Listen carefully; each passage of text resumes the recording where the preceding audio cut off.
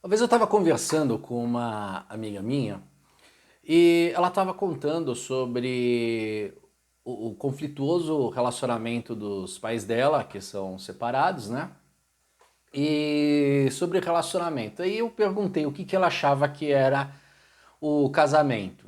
E ela disse que o casamento ele era alegria, ele era é, companheirismo, ele era amor, prazer. E eu disse: não, isso não é o casamento. Isso são coisas que devem haver no casamento, mas isso não é o casamento.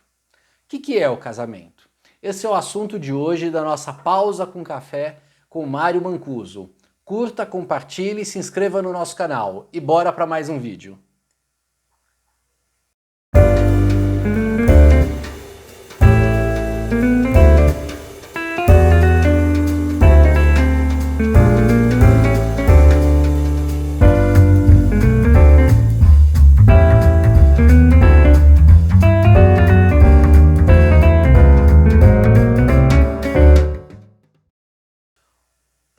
Bom, o que é o casamento?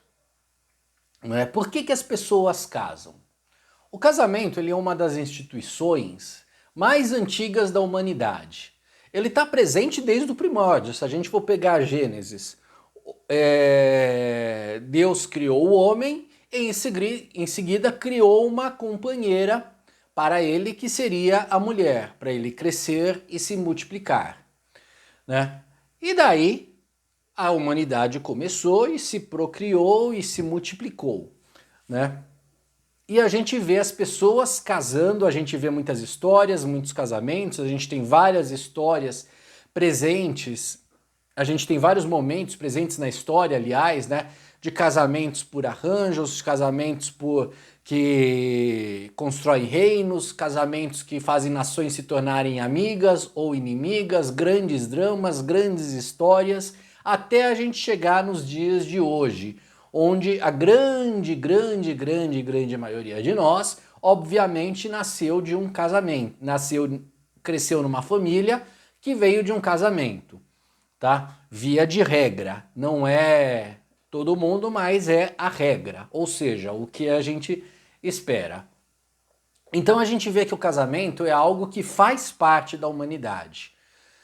Porém, a gente vê nos dias de hoje, na modernidade, que o casamento ele vem sendo bastante criticado e bastante banalizado. Por que isso? Por quê? O que acontece? Creio eu que um dos primeiros pontos que fazem um casamento passar a ser banalizado é de se perder o foco do que é o casamento, para o que ele serve, tá? Quais são as origens dele, da onde que ele veio, de uma construção social do ser humano e para que ele serve. Ou seja, ele se desconectou das suas origens, da sua função primordial, da sua função essencial. Então, hoje em dia, a gente percebe que o casamento ele se torna um acontecimento social, ou seja, ele está atrelado à cerimônia, na qual a mulher entra com aquele vestidão ou coisas diferentes, onde a gente pode ver, por exemplo, mini wedding,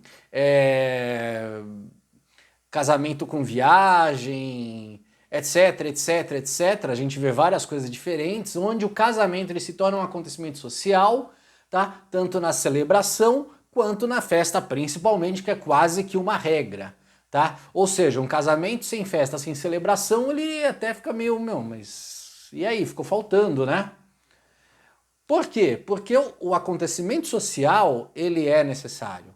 E esse acontecimento social, ele pode acontecer mais de uma vez, mais de duas, mais de três, ele pode acontecer várias vezes, porque ele passa a ser isso, um acontecimento social.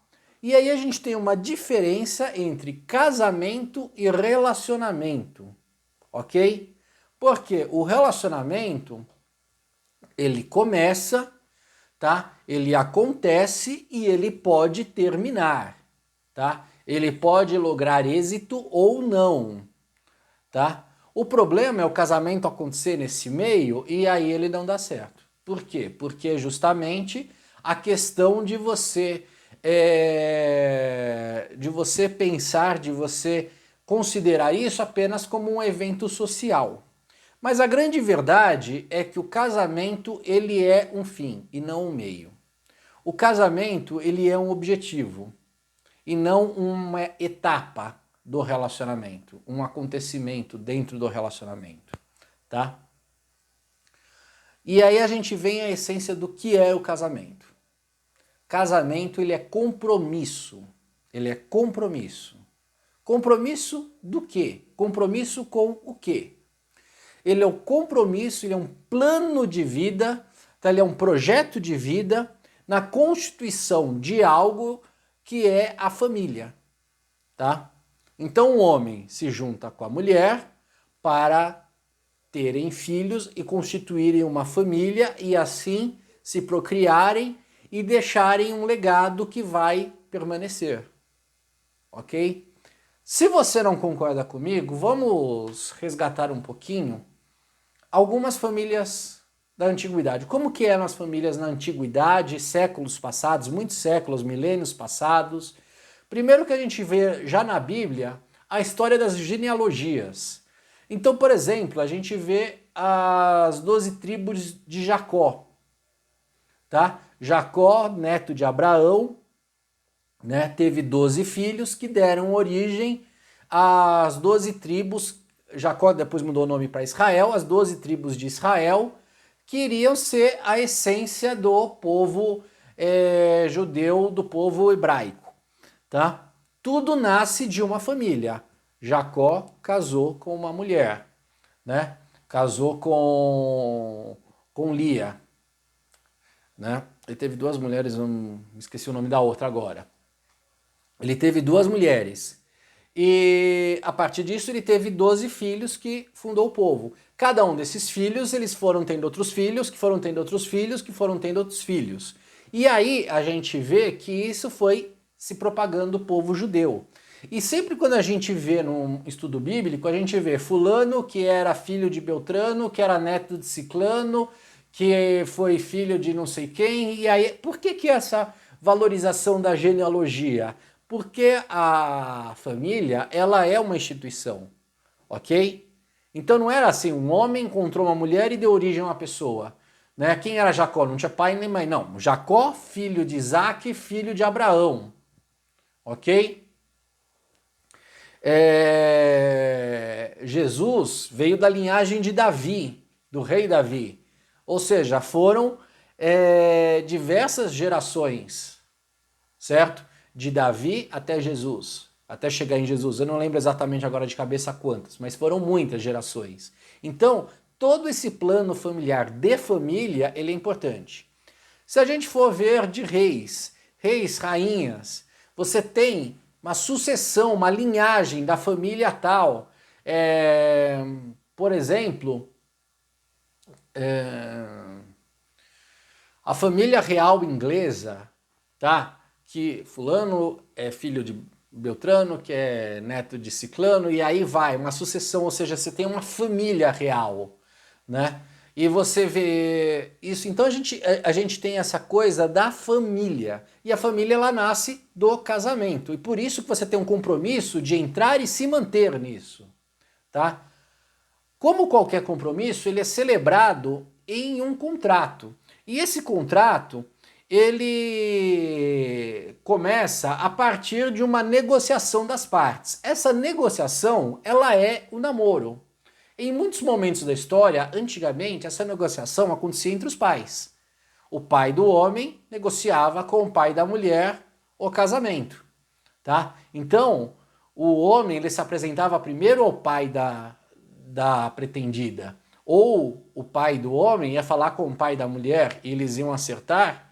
E não tinha problema nenhum, não tinha assim, ai, não quero casar com ele, ai, que sofrimento, ai, eu não gosto, ele é feio, eu não amo ele e tal. Não, era normal. E eles aceitavam esse compromisso e viviam por esse compromisso porque eles entendiam a importância.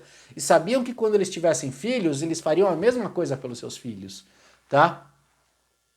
Então, isso é bastante interessante porque a gente tem um compromisso, o casamento arranjado, o acordo, o compromisso, ele não é necessariamente uma coisa horrorosa, uma coisa terrível. Hoje em dia a gente vê com olhos muito ruins isso, mas durante muitos momentos da história isso foi importante e foi necessário, tá?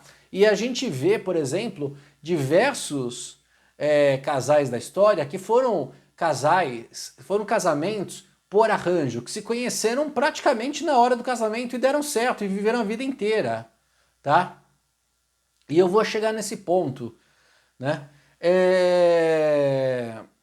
Então, a gente tem este compromisso do casamento. E claro, ele é um contrato, ele é negociado às partes, e esse contrato ele vai ser tão bom quanto for a negociação das partes e quanto for a índole das partes que estão negociando. Se você tiver um contrato celebrado por duas pessoas desonestas, é óbvio que você vai ter problemas. É óbvio que alguém não vai cumprir as cláusulas. É óbvio que vai ter falcatrua. Se você tem duas partes honestas que celebram um acordo, esse acordo ele vai ser respeitado e ele vai trazer benefícios, ele vai trazer gozo e alegria, tá? O casamento é a mesma coisa, ok? Porém, hoje em dia, a gente vê que o casamento ele deixou de ser um projeto de vida. E ele, como eu falei, ele passou a ser um instrumento, passou a ser um evento social sujeito às circunstâncias, tá? Então ele deixou de ser intencional e focado para ser uma celebração da paixão, e a paixão ela é irracional.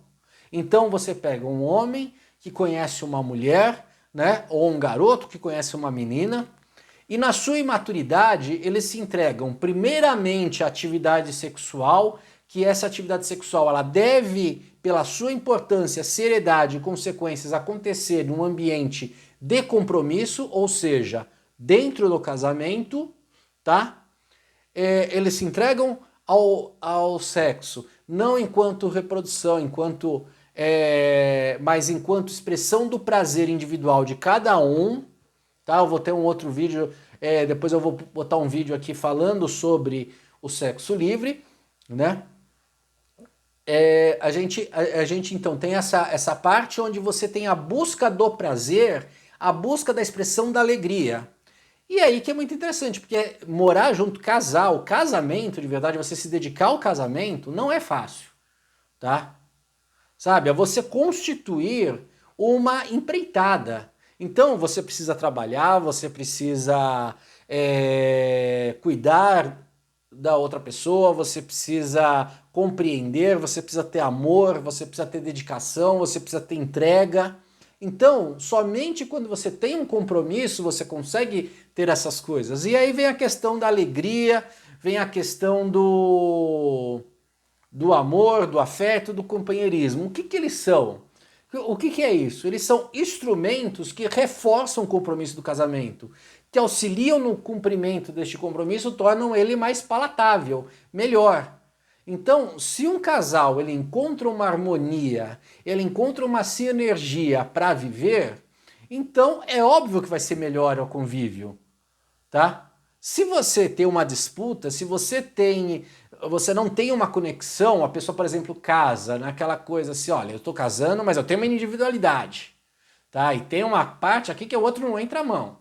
Ah, eu tô casando, mas sabe, eu sou uma pessoa que eu quero um relacionamento aberto porque eu quero viver prazeres com outra pessoa, tá? Então por que casa? Não dá certo, porque você tá entrando num acordo, num compromisso no qual você não quer cumprir cláusulas pétreas, cláusulas naturais daquela instituição.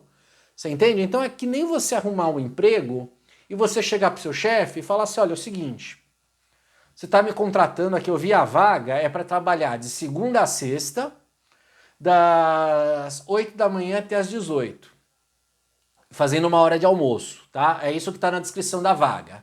Bom, eu não trabalho de manhã, porque eu gosto de acordar tarde, então eu vou entrar meio-dia e vou embora às 18, tá? E de sexta-feira eu não trabalho, porque eu gosto de sair com os amigos, ok?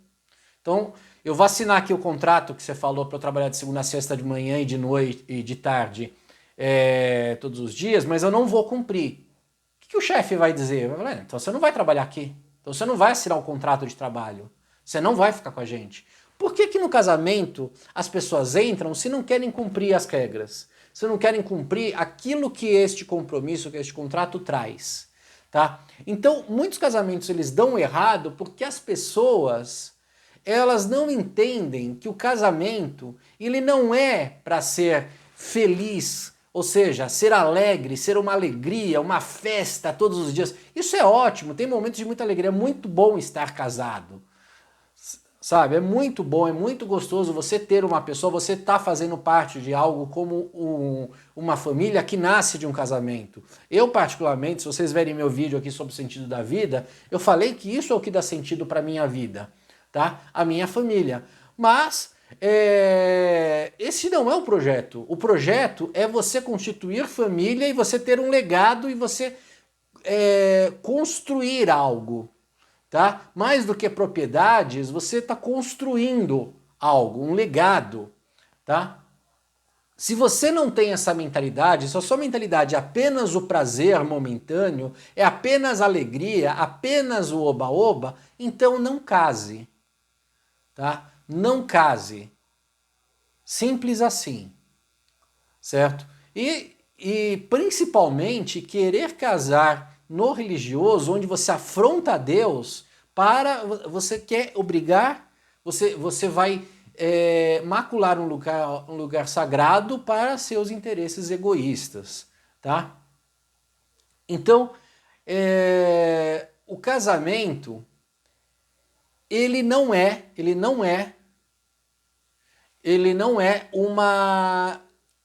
uma questão simplesmente de alegria, tá? O casamento ele é uma propriedade do homem, da humanidade, que ele deve ser defendido e valorizado, tá? Ele é extremamente importante. Por quê? E ele deve ser muito, muito, muito valorizado. Casamento não é união estável, casamento não é viver junto, casamento é o compromisso celebrado com uma autoridade. Então aquela pessoa que mora junto, mas falando, mas eu não vou casar no papel, né? Por quê? Porque você não quer celebrar, você não quer assinar o contrato? Você diz que você vai cumprir o compromisso, mas você não quer assinar o papel? Não dá. Não funciona, não pode, tá? E outra coisa, não pode se casar pensando em sair do casamento, sabe? Há penalidades, há penalidades. A Bíblia é clara em falar contra o divórcio e Jesus coloca como única cláusula para permitir o divórcio, ela coloca duas cláusulas, a Bíblia. A primeira trazida por Jesus, que é o adultério, tá? Ou seja, que é quando o casamento ele tem uma cláusula de exclusividade. Como uma das partes quebra esta cláusula, ela vai macular o leito nupcial. E macular com o adultério é uma coisa muito séria, porque é um pecado que você comete no corpo, como diz Paulo, né? Em 1 Coríntios. Segundo ponto, segundo que permite o divórcio, é o julgo desigual, que aí é quando um está afim de cumprir o contrato e outro não está afim. Ou ele já está quebrando cláusulas, ou ele vai quebrar, tá? Mas claro, ele vai quebrar essas cláusulas. E assim que ele quebra as cláusulas, como todo contrato, quando você quebra as cláusulas, o contrato é rompido por quebra contratual. Ok? Tá? E aí a gente lembra a história de Jesus onde ele fez o primeiro milagre, que foi as bodas de Caná, que é bastante interessante, onde Jesus ele traz o seu primeiro milagre, que é transformar a água em vinho. E é interessante porque Jesus ele escolhe o ambiente do casamento, que é a constituição do compromisso, que vai fazer uma família, tá? Jesus ele defende a família, ele defende o casamento, ele entende a importância, a seriedade, o projeto de Deus, e ele vai falar em outros momentos, o homem e a mulher Deus os fez para tornar uma só carne, né? E ele vai pegar a água que estava em talhas destinada à purificação e transformar em vinho. Então, Olha, vamos analisar a escolha de Jesus.